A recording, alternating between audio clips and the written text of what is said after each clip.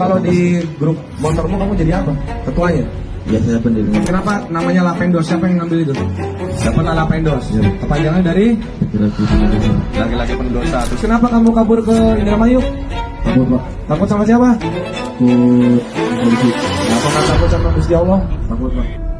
Kami akan menjelaskan kronologi singkatnya bahwasanya pelaku yang berjumlah kurang lebih 19 orang di daerah Jalan Puri Cipageran tidak ada tujuan yang jelas, yaitu mereka hanya mencari korban-korban yang ada yang memang sudah larut malam. Kemudian ketemu dengan korban inisial LT, di mana korban masih di bawah umur. Kemudian ada beberapa tersangka yang memang mengenal terhadap korban. Akhirnya dari kenal tersebut dia mengingat bahwa pernah berselisih paham di dalam media sosial, sehingga korban diserang dan luka di beberapa bagian tubuhnya dengan menggunakan beberapa senjata tajam dan juga ada bambu. Saat ini korban juga masih dilakukan perawatan secara intensif di salah satu rumah sakit yang ada di Kota Bandung.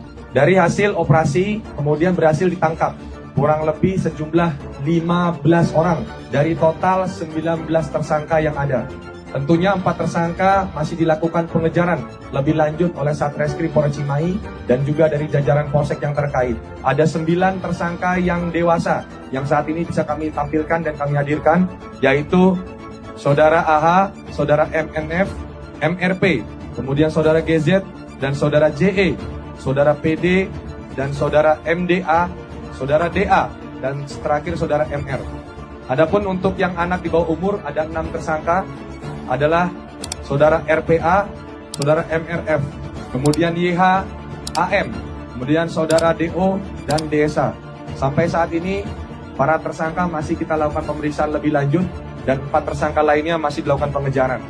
Kemudian terhadap kasus ini beberapa pasal yang dilakukan, yaitu antara lain adalah pasal 80 ayat 2 Undang-Undang Nomor 23 tahun 2002 tentang perlindungan anak, yang mana telah diubah dengan Undang-Undang Nomor 35 tahun 2014 dan telah diubah kemudian dengan Undang-Undang Nomor 17 tahun 2016. Kemudian pasal 170 ayat 2 ke 2, yaitu secara bersama-sama melakukan kekerasan terhadap orang ataupun barang sehingga mengakibatkan korban mengalami luka berat, yang mana dari 2 pasal tersebut ancamannya adalah pidana penjara selama-lamanya 9 tahun.